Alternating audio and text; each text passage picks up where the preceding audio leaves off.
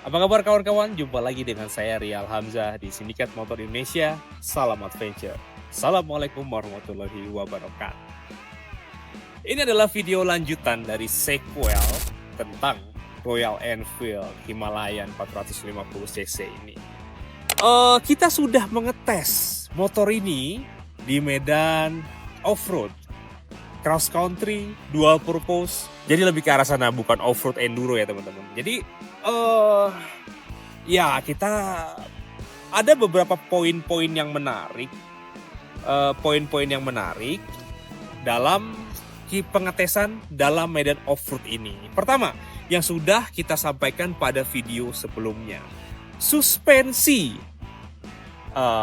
kegiatan off-road atau dual purpose sangat didukung oleh kenyamanan suspensi atau setup suspensi yang mumpuni, teman-teman. Seperti teman-teman tahu, mungkin saya juga memiliki beberapa motor dual sport seperti CRF Rally, ya. CRF Rally. Lalu di motor itu tentu saja untuk mendapatkan sebuah feel yang perfect, tentu saja harus melakukan upgrade suspensi di CRF Rally.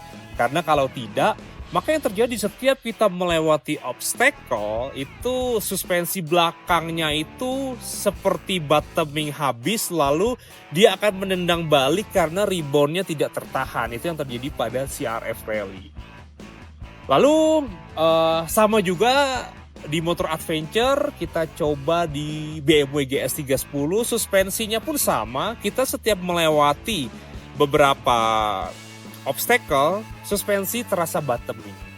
Dan di motor ini surprisingly adalah suspensinya sangat cukup sekali lagi untuk melahap medan-medan cross country yang kita lakukan pengetesan di medan di sekitaran Kebun Teh Ciwidey ini, teman-teman. Suspensinya sekali lagi tidak soft, cenderung stiff, yang itu mengakibatkan, yang itu berefek pada ketika kita melakukan speed pada jalan makadam, suspensinya ini tidak lari-lari, handlingnya bisa menapak sempurna. Ini karakternya ini mirip seperti di suspensi standarnya KTM, teman-teman. Jadi sama sekali suspensi ini kita melewati obstacle seperti mungkin ada batu, lubang dalam, tidak bertemu dengan yang namanya bottoming. Suspensinya terasa stiff, kaku, namun stabil. Itu yang saya rasakan.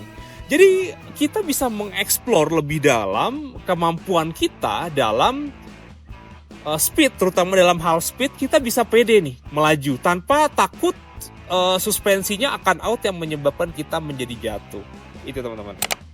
Lalu dalam melakukan test ride di tanjakan batu lepas, nah ini ada review selanjutnya. Jadi reviewnya seperti ini. Ketika Royal Enfield dihadapkan pada obstacle tanjakan dengan batu lepas, ini kita harus paham karakter motor ini. Nah, di sini saya temukan bahwa range dari rasio gear pada Royal Enfield ini sangat renggang-renggang, teman-teman.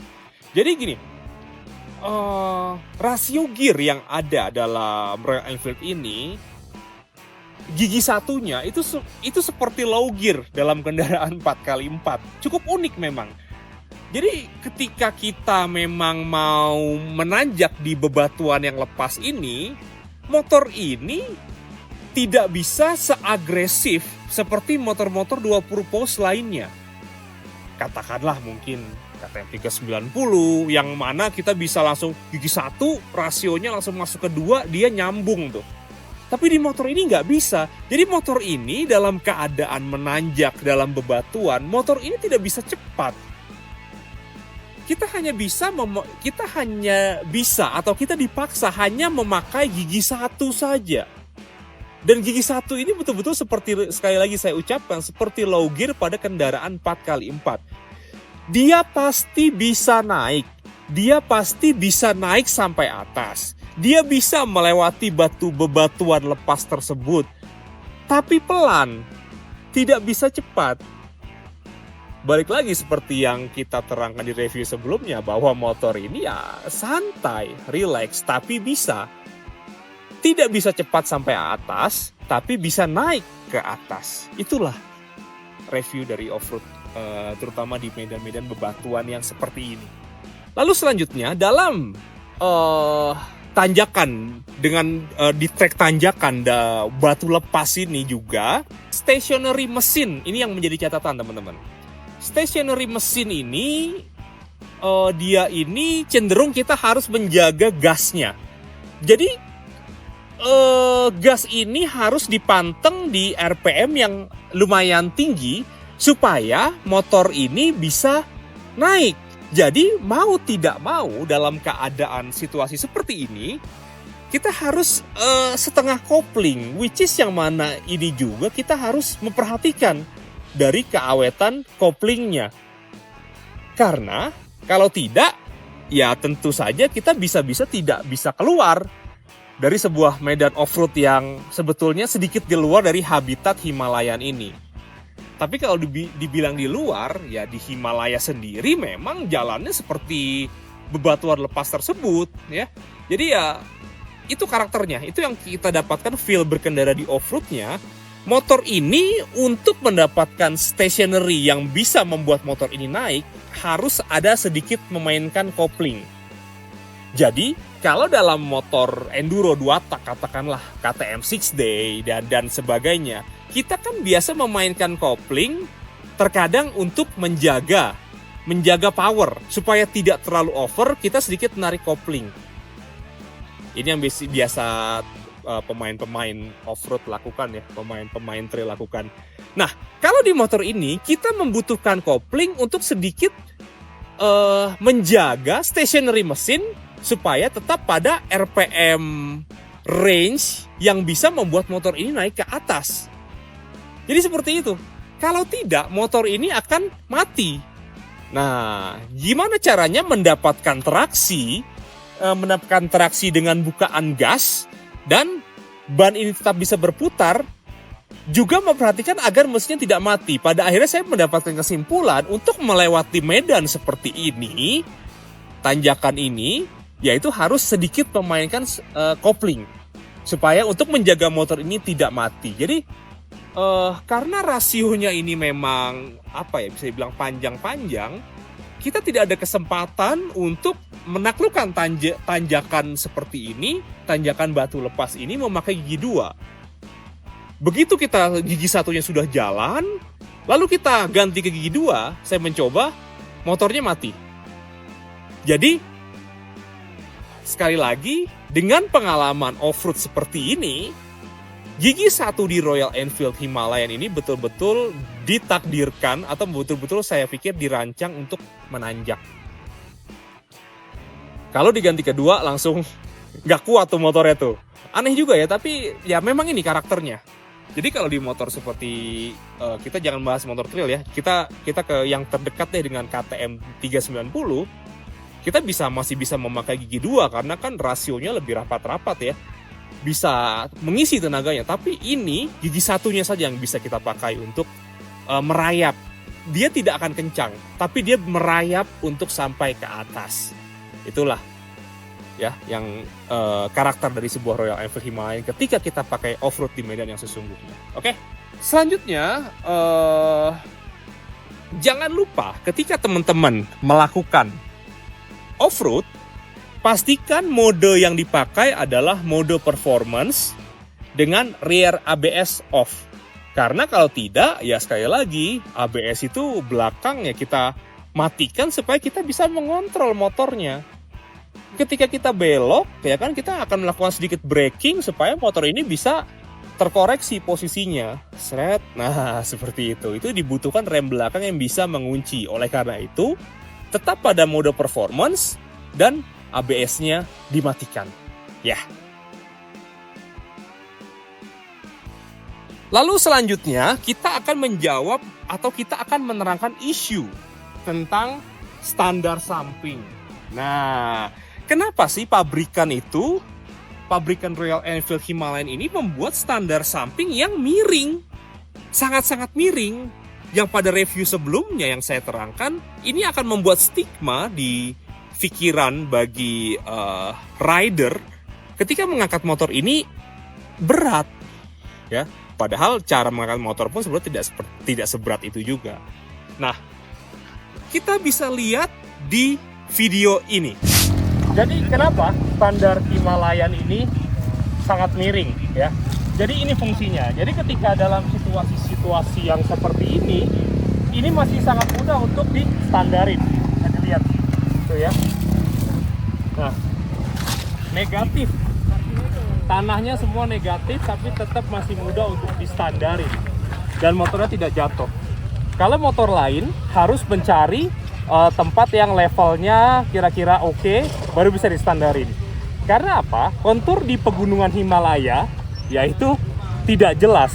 Jadi standar yang miring ini memang diciptakan untuk kontur-kontur ataupun untuk dipakai di tempatnya, yaitu di Himalaya.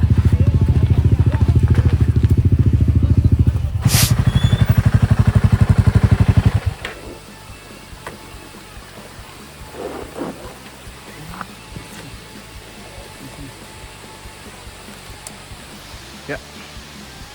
Tanpa kita memilih-milih parkiran dengan standar yang seperti ini, yang dianggap membuat motor menjadi berat, Royal Enfield sangat mudah sekali untuk diparkirkan dimanapun. Kita berada di Curug yang kontur jalannya tidak rata ini, bisa dilihat sangat mudah sekali memarkirkan dia. Tidak seperti itu, harus mencari tempat yang rata dulu, baru dapat posisi untuk memarkirkan motor. Oke. Teman-teman tahu, filosofi dari sebuah Royal Enfield Himalayan ini adalah diciptakan untuk melahap medan pegunungan di Himalaya dengan udara yang tipis, dengan ibaratnya elevasi yang menaik, ya sisi negatif dan positifnya tidak bisa diduga-duga, ya. Kita nggak pernah tahu, terkadang sisi yang ini jadi sisi yang tinggi. Nah, ketika sisi yang tinggi, tentu saja motor ini kita sulit untuk menstandarkan motor ini di mana posisi titik ini adalah titik yang tinggi. Apalagi ketika kita bawa beban banyak, motor akan sedikit lebih turun. Kalau standarnya ini dibuat tidak miring sedemikian rupa, maka kita akan mentok standarinnya. Akan mentok. Ya. Sedangkan di Himalaya kita pasti akan banyak berhenti. Berhenti untuk mengambil nafas, untuk mungkin berfoto. Tapi dengan kontur jalanan Himalaya sana yang tidak rata, dalam kondisi menanjak, lalu kita terpaksa harus berhenti, ini kita akan kesulitan. Tidak mungkin kita bisa mendorong motornya lalu mencari titik yang pas untuk menstandarkan motor. Itu yang mungkin menjadi pertimbangan dari desainer Royal Enfield Himalayan ini membuat standar samping yang sangat miring seperti ini, seperti motor mau jatuh. Tapi ketika kita tes di medan off-road atau medan cross country dual purpose, ya ini terpakai standar yang miring ini. Seperti ini. Jadi teman-teman dengan bawa beban yang banyak tidak akan khawatir. Tidak akan khawatir ketika ingin memarkirkan motor pada saat itu juga. Jadi pada saat kondisi kita menanjak pun,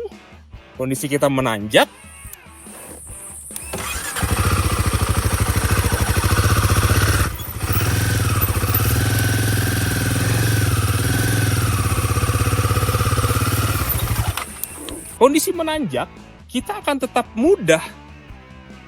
mudah untuk menstandarkan motornya. Nah, seperti ini ya. Itu adalah keuntungan dari sebuah standar samping yang miring. Namun, sekali lagi, motor ini akan terasa berat ketika diberdirikan, yang membuat stigma para first test rider atau baru yang mau ngetes motor ini menganggap motor ini adalah sebuah motor yang berat. Padahal sama sekali tidak ketika motor ini sudah berjalan seperti itu.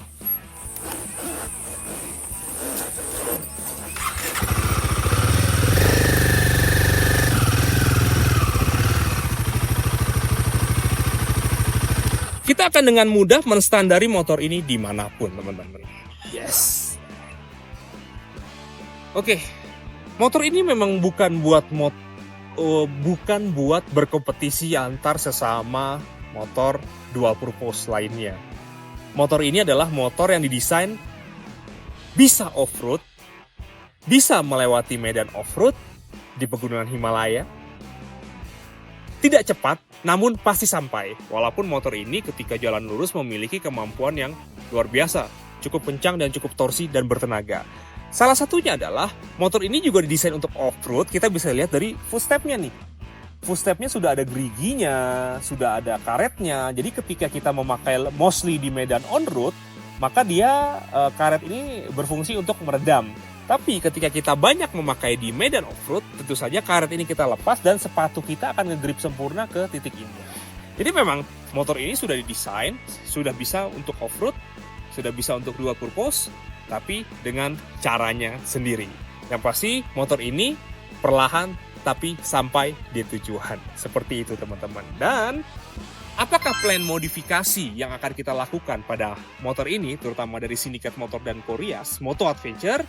Koreas pasti akan memproduksi crash bar-nya sesuai dengan review-review atau sesuai dengan peruntukannya yang sudah kita tes. Memang sudah banyak beredar di pabrikan, tapi kita pasti punya desain sendiri yang menarik dan tentunya lebih proteksi dan tetap tidak mengganggu dalam kegiatan berdua purpose. Lalu selanjutnya kita akan tetap mempertahankan model motor ini menjadi sebuah motor adventure yang bisa nyaman dan aman untuk menjelajah jauh-jauh, berhari-hari, berminggu-minggu, bahkan berbulan-bulan dengan menambahkan boxnya kiri, kanan, dan belakang. Lalu kompartemen-kompartemen lain seperti handguard dan lain-lain itu adalah hal yang biasa, pasti kita akan tambahkan. Intinya kita akan membuat motor ini menjadi motor adventure yang bisa tetap dual purpose namun tetap bisa membawa barang yang banyak. Itu adalah rencana modifikasi tahap pertama dari Koreas Moto Adventure. Selanjutnya, tidak menutup kemungkinan kita akan membuat motor ini menjadi motor dual purpose yang bisa bersaing dengan motor-motor kompetisi lainnya, yaitu menjadi sebuah Royal Enfield Himalayan Rally version by Koreas Moto Adventure. Itu adalah phase kedua setelah kita membuat versi adventure-nya. Karena apa? Karena rencana kita akan mengikuti sebuah kompetisi tahun depan. Kompetisi apa itu? Kita akan umumkan nanti. Memakai Royal Enfield Himalayan 450cc ini. Yang pasti motor ini sudah beraura rally dan kompetisi ke depannya. Gimana teman-teman? Tertarik untuk memiliki motor ini dan segudang kekurangan serta kelebihannya? Dan pastinya teman-teman harus melakukan konsultasi modifikasi ataupun melakukan belanjanya di Sindikat Motor Indonesia dan Koreas Moto Adventure atau dealer-dealer dari Koreas Moto Adventure lain. Terima kasih atas review yang singkat ini, mudah-mudahan bisa sedikit menjawab pertanyaan tentang Royal Enfield Himalayan, baik dalam pemakaian on-road maupun off-road dari channel kita. Terima kasih. Pertanyaan-pertanyaan yang belum kita terangkan, silahkan di komen teman-teman semua. Terima kasih sekali lagi. Wassalamualaikum warahmatullahi wabarakatuh. Salam.